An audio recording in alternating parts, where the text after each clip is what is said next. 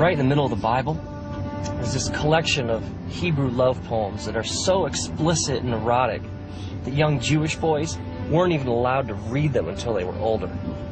Now, Song of Songs gives us like a picture, a series of pictures of the relationship between a man and a woman. The joy, struggle, the complexity. It's almost as if the love that this couple is exploring has a life of its own.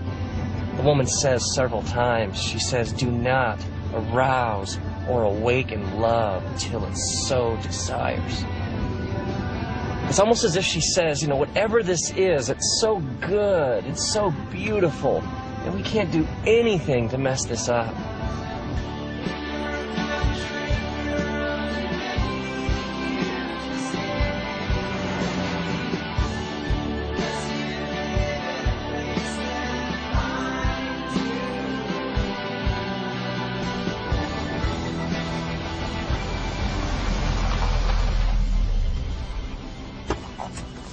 We get incredible mileage out of this tired old English word love, don't we? I mean, we'll tell somebody that we love them, and then in the same breath, we'll talk about how much we love a new car or a certain pair of pants. I mean, I love my wife, and I also love tacos. Now, we have to keep in mind that Song of Songs was originally written in the Hebrew language, which has at least 3 different words for our English word love. The first word we find is the word raya. Raya would be translated literally as like friend or a companion, somebody you hang out with. We might even translate it as like the word soulmate. We hear people talk like this all the time. They'll say things like, you know, she's my best friend, or I could tell him anything. These are all expressions of raya. And so we see that at the core of this relationship between these lovers, there's a friendship.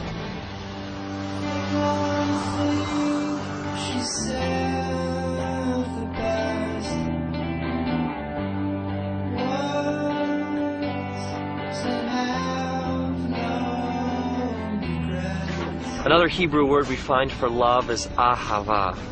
Ahava is deep affection. It's that sense of desiring to be with someone so much that your heart aches. Ahava is when your mind and your heart are bent towards your lover with such passion and intensity that you can think of little else. Now, my wife and I, we were friends for 4 years. 4 years of raya before anything more happened. And I was living in Los Angeles, and one weekend she came out to visit, so we went out for the first time. And there was a sense of anticipation in the air, this question we both had, you know, is there any ahava to go with our raya? I remember sitting there at this restaurant in Santa Monica, a couple blocks in from the ocean. I remember this feeling came over me,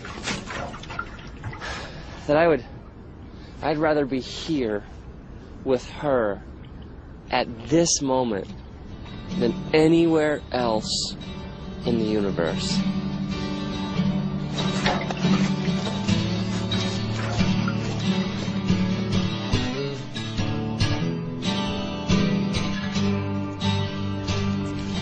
The lovers in Song of Songs declare that ahava is as strong as death, that many rivers cannot quench ahava. Ahava is love of the will. Now, this is way more profound than fleeting romantic feelings. This is much more than like temporary urges. Ahava is making a decision to join your life to the life of another. This is an emotion that leads to commitment, that leads to joining your life to somebody else's. Ahava is what makes things last.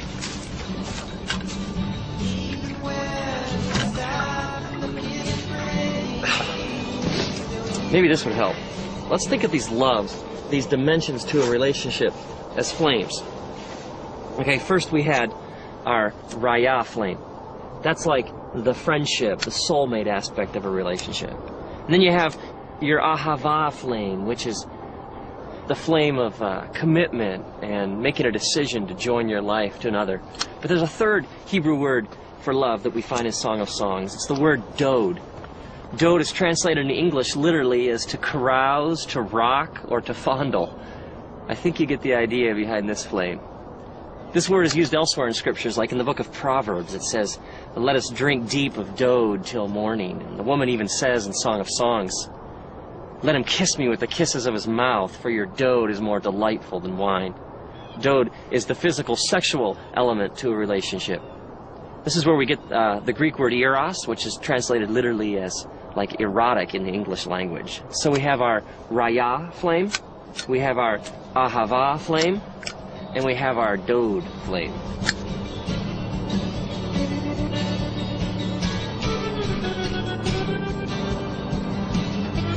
So when this man and woman come together, all these flames get combined. Now Jesus talks about this idea of entire beings coming together. He uses the phrase one flesh to describe this connection between a man and a woman. Now this one flesh is way more than just a physical act. I mean, it's emotions, it's hearts, it's minds, it's experiences. It's the mingling of souls. And so this coming together physically becomes a picture of a deeper spiritual reality.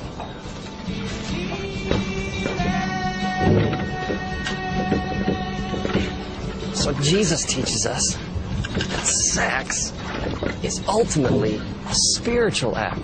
And that something so beautiful, something so powerful was meant to endure forever.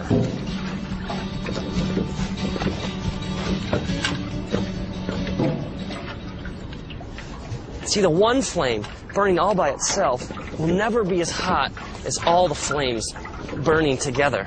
I mean, we were created for all the flames to burn as one. I mean, think about all the ways that we mess this up. I mean, take an affair for an example. An affair is two people sharing the dode flame, but without any of the other flames. Without the raya or the ahava. I mean, there's no friendship, there's no commitment, there's no loyalty, no sacrifice. And, I mean, there's dode, but there's no raya or ahava. It's two people trying from this one flame, the dode flame, to get all the heat of the three flames burning together. I mean, no wonder it leaves a person empty and unfulfilled. We were created for so much more. And so the person keeps coming back to this one flame over and over again, and yet it never truly satisfies. It can't. Or how about the couple who have been married for years and they're still together? There's still some commitment. I mean, there's still some ahava, but let's be honest, there's not much else. There's no friendship. There's no sex. And they neglect the flames, and eventually they flicker, and they fade, and they go out.